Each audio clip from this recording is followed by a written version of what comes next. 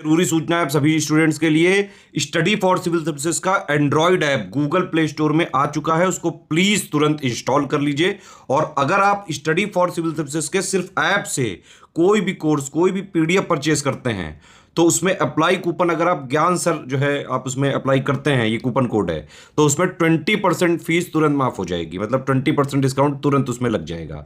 ज्ञान सर लिखना है, नॉर्मली ज्ञान सर स्मॉल लेटर में है सब कुछ, कोई स्पेस नहीं, कोई कॉलम नहीं, सिर्फ ज्ञान सर GYANSIR। इस तरह से अगर कूपन कोड लगाते हैं आप ऐप में बाई करने से पहले, जो अप्लाई कूपन वाले में आता है, तो 20% का डिस्काउंट तुरंत मिलेगा। वीडियो देखिए। नमस्कार दोस्तों, अपने बायो के एक और लेक्चर में आपका स्वागत है। बायो का आज मोस्ट इम्पॉर्टेंट और कुछ डिटेल्स जानेंगे बायो में क्या क्या एग्जाम्स में जो आती हैं, ठीक है। तो इसकी प्लेलिस्ट आई होप आप फॉलो कर रहे हैं बायो की, और आशा करता हूँ आप अच्छे से उसको पढ़ रहे हैं। और गारंटी कह रहा हूँ, यकीन मानिए, इस बायो की प्लेलिस्ट से आपको कम से कम 10 सवाल आराम से देखने को मिलेंगे। बस आपको क्या करना होगा, इस बायो को अच्छे से जो मैं दे रहा हूँ इसको लर्न करिए अच्छे से मल्टीपल टाइम, प्लस जो PYQ साइंस के करा रहा हूँ वो देखिए। साइंस के 500 MCQ करा रखे हैं, उसको देखेंगे बस। और हमारी टेस्ट सीरीज पेड क्विज में आप लगातार प्रैक्टिस करते रहिए। RO का हमारा 800 रुपये का कंप्लीट कोर्स चल रहा है ऐप पे, वो ले सकते हैं आप, है ना। हमारी ऐप पे काफ़ी सारी चीज़ें चल रही, बहुत ही बेनिफिट्स, बहुत ही डिस्काउंट में जो आप ले सकते हैं हमारे मटेरियल को सिलेक्शन में, जो आपकी काफ़ी हेल्प होगी। तो चलिए शुरू करते हैं इसको। तो सबसे पहले बात करते हैं सबसे बड़ा अंग या लार्जेस्ट ऑर्गन क्या होता है हमारे शरीर में। तो त्वचा या स्किन जो होती है सबसे बड़ा ऑर्गन होती है हमारे शरीर की, ठीक है। और हमारे शरीर का सबसे व्यस्त अंग जो होता है, बिजिएस्ट ऑर्गन जो होता है, वो हृदय होता है, हार्ट। ये बिजी ही रहता है, कहीं पढ़ाई में, कहीं किसी की याद में, कहीं घर की तकलीफ़ों में, है ना। तो हमारा दिल ऐसे भी देखते हो बहुत व्यस्त रहता है, तो बिजिएस्ट ऑर्गन है। थिनेस्ट स्किन जो है, सबसे पतली त्वचा कंजंक्टिवा होती है, कंजंक्टिवा। और कंजंक्टिवा क्या होती है, जो आंखों की पुतली के अंदर की नहीं होती है स्किन, उसको बोलते हैं सबसे पतली त्वचा।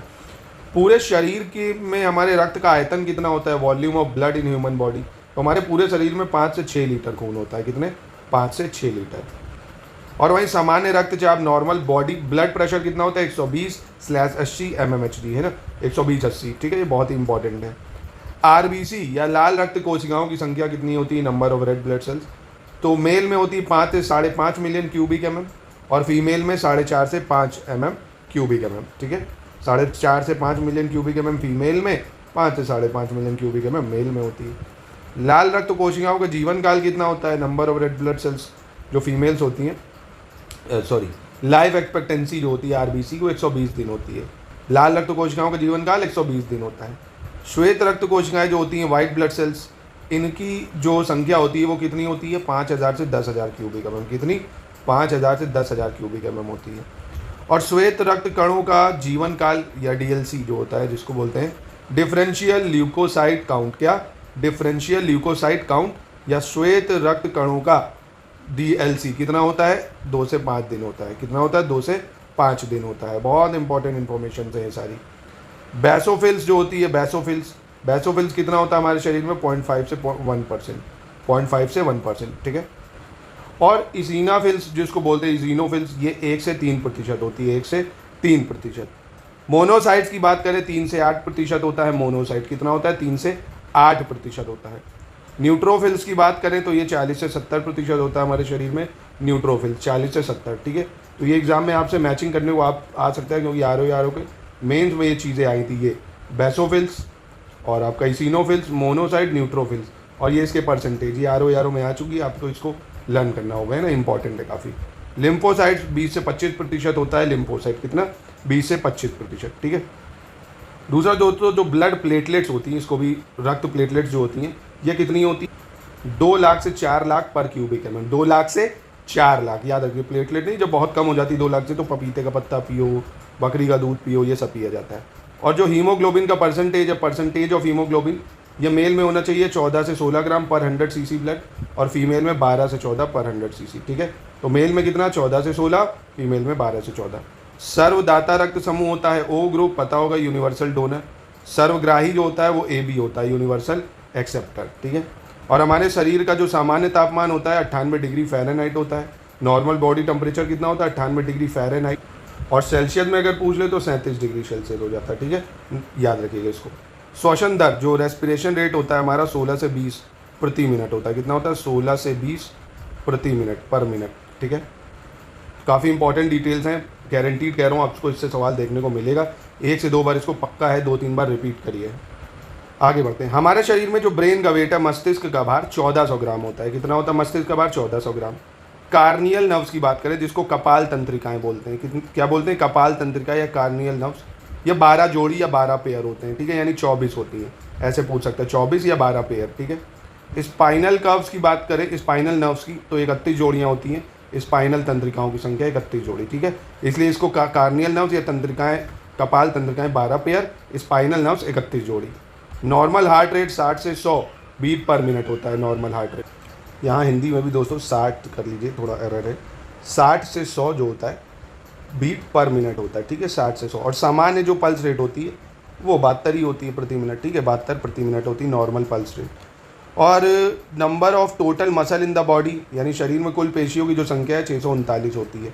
पेशियों की संख्या कितनी होती है शरीर में? 639 मसल जो होते हैं total. Percentage of water in the entire weight of human body, है ना, जो हमारे शरीर में पूरी बॉडी का कितना हिस्सा पानी का होता है, तो 65% होता है। और ये देखिए कई जगह वैरी भी करता है ना, क्योंकि कई जगह 60% भी आपको देखने को मिलेगा। उसका कारण है कि जो बेबी होता है जब बर्थ लेता है, जब नया न्यू बॉर्न बेबी नहीं, तब उसमें 78% पानी के आसपास होता है। जब धीरे से वो 1 साल का होता है तब 65% तक पहुँचता है। एडल्ट में ऐसा माना जाता है 60 से 65% पानी होता है ना। तो ऑफिशियली जो माना गया है उस डाटा के अकॉर्डिंग 65% आपको याद रखना है, ठीक है। लॉन्गेस्ट और हैवीएस्ट एंड स्ट्रॉन्गेस्ट बोन की अगर बात करें, तो लॉन्गेस्ट जो सबसे बड़ी हड्डी होती है फीमर होती है, जो हमारी जांघों में होती है, थाई बोन जिसको बोलते हैं। सबसे छोटी हड्डी की बात करें, स्टेपीज होती है, हमारे कान में होती है सबसे छोटी हड्डी स्टेपीज, ठीक है। लार्जेस्ट ग्लैंड, सबसे बड़ी ग्रंथि यकृत होती है, सबसे बड़ी ग्रंथि लीवर होती है, ठीक है, जिसको यकृत बोलते हैं।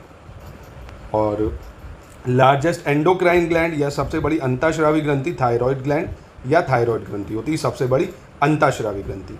लार्जेस्ट सेल की बात करें, सबसे बड़ी कोशिका की अगर, तो न्यूरॉन सबसे बड़ा कोशिका होता है, न्यूरॉन।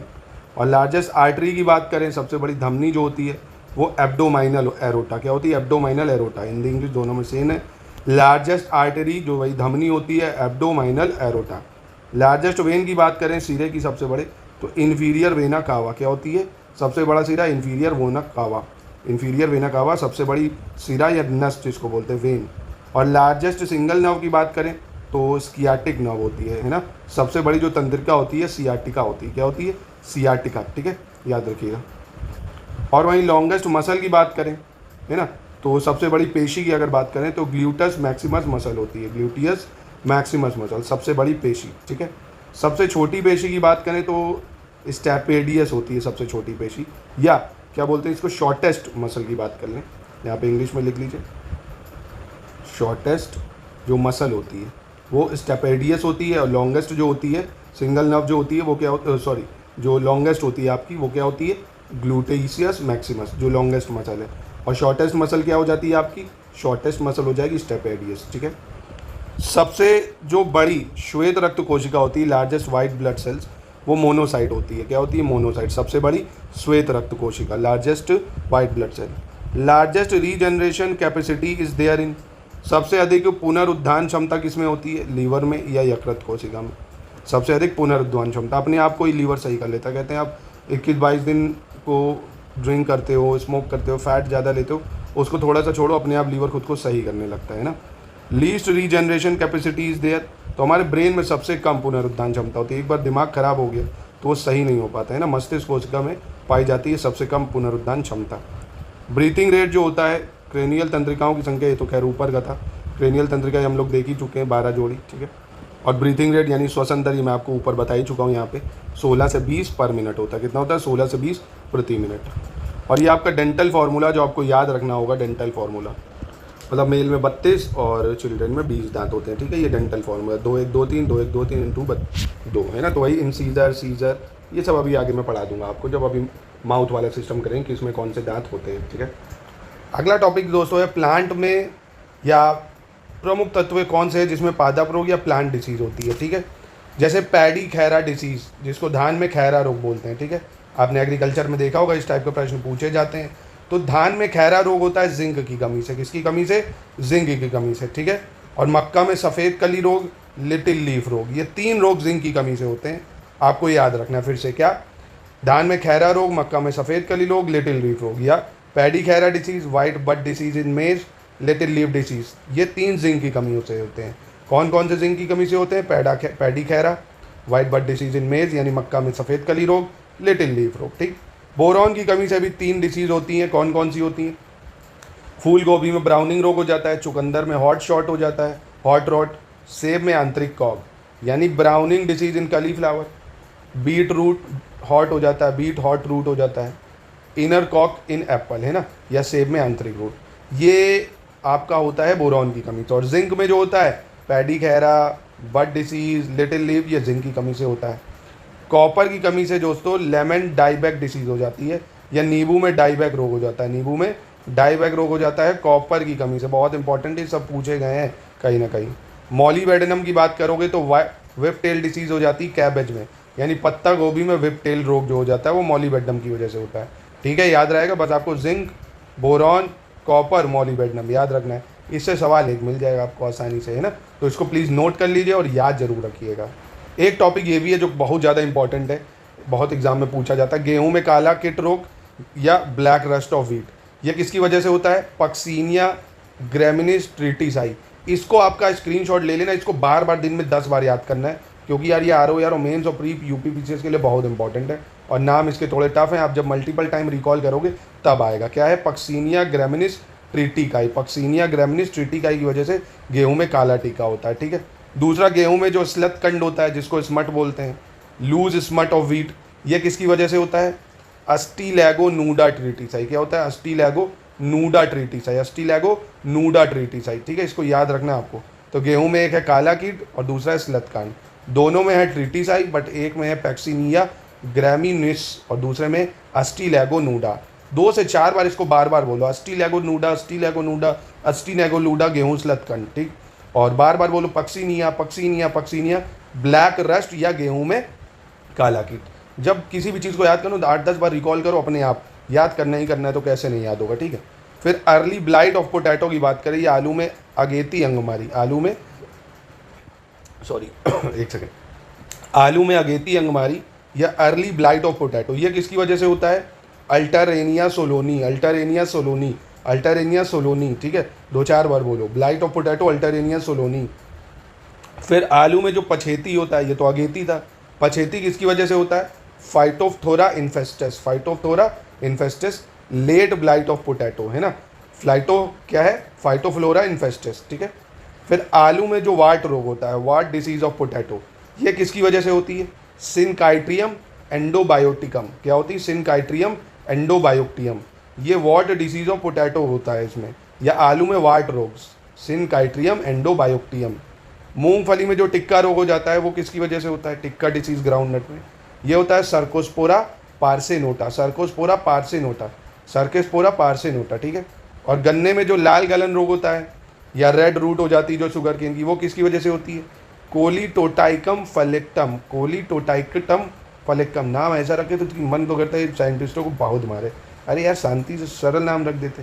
कोलीटोटाइकम फलेक्टम याद करना पड़ेगा बार बार बार बार बार बार, ठीक है। धान में जो भूरी पूर्ण चित्ती है, ये किसकी वजह से होता है? Brown leaf spot of rice, ये होता है हेलमिंथोस्पोरियम ओराइजी, हेलमिंथोस्पोरियम ओराइजी। एक बार मैं और इसको बता देता हूँ क्योंकि आप भूल गए होंगे, फिर से एक बार देख लेते हैं। गेहूं में काला कीट, पक्सीनिया ग्रेमिनियस ट्रिटिसाई, तो हल्का सा भी याद रख लो, Puccinia graminis, black rust of wheat, Puccinia graminis. फिर लूज स्मट ऑफ व्हीट या गेहूं में स्लत या स्मट जो होती है वो किसकी वजह से होती है? अस्टलीगो नूडा, अस्टलीगो नूडा, अस्टलीगो नूडा। आलू में अगेती अंगमारी या अर्ली ब्लाइट पोटैटो, ये अल्टरेनिया सलोनी की वजह से, अल्टरेनिया सलोनी। और पछेती रोग जो होता है अंगमारी, पछेती अंगमारी या लेट बाइट ऑफ पोटैटो, ये होती है आपकी किसकी वजह से? Phytophthora infestans, Phytophthora infestans. आलू में वाट रोग की बात करो अगर, वाट डिसीज ऑफ पोटैटो, ये सिंथ्रियम एंडोबायोक्टियम, सिंथ्रियम एंडोबायोक्टियम। मूंगफली में टिक्का रोग की बात करो तो सर्कोस्पोरा पार्सेनोटा, क्या होता है? Cercospora personata, tikka disease of groundnut. गन्ने में लाल गलन रोग, ये किसकी वजह से होता है? Red root of sugarcane, ये होता है कोलीटोटाइकम फलेक्टम, कोलीटोटाइकम फलेक्टम। धान में भूरी पर्ण चित्ती या brown leaf spot of rice, ये हेलमिंथोस्पोरियम, क्या है? हेलमिंथोस्पोरियम। आई होप अब आपको याद हो गया होगा। तो ये था दोस्तों साइंस का आज का लेक्चर, थोड़ा इंपॉर्टेंट है, काफ़ी ज़्यादा। जैसे जैसे हम लोग लेक्चर आगे की तरफ बढ़ेंगे और भी इंपॉर्टेंट डिटेल आपको मिलती रहेगी। इसको लर्न आपको करना आपकी ज़िम्मेदारी है। चाहे तो नोट्स बनाते रहिए लगातार और मल्टीपल टाइम इसको रिवीजन करिए। और हमारे पेड ग्रुप से जुड़ के आप हमसे जुड़ सकते हैं। अपने डाउट ग्रुप जितने डाउट्स हैं सब पूछ सकते हैं और test series, paid quiz, study material सब आप ले सकते हैं।